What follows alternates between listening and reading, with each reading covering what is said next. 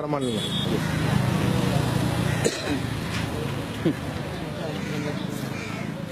Catalunya.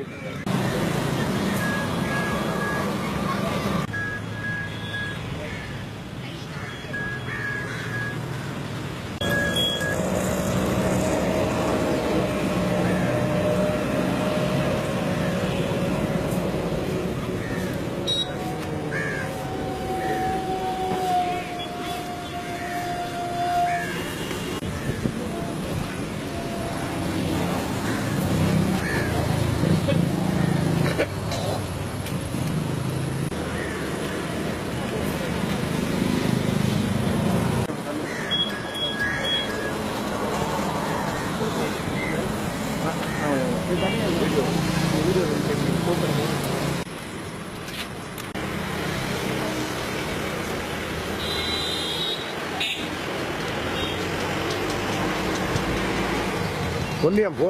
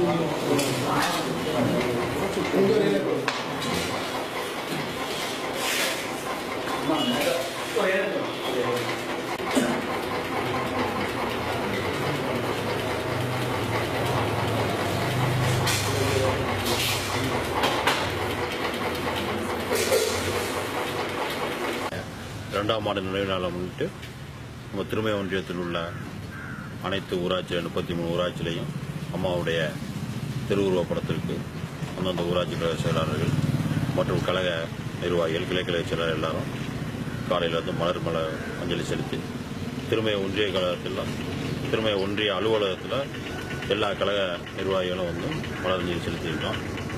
அதே மாதிரி இப்போ திருமய ஒன்றியத்தில் வந்து சத்தியமூர்த்தி அவங்களுடைய அறக்கட்டளை சார்பாக இன்னைக்கு அம்மாவுடைய 2ஆம் ஆண்டு நினைவஞ்சலில் எல்லாருக்கும் அன்னதானம் வழங்கி ஒரு 150 பேருக்கு அன்னதானம் வழங்கினாங்க.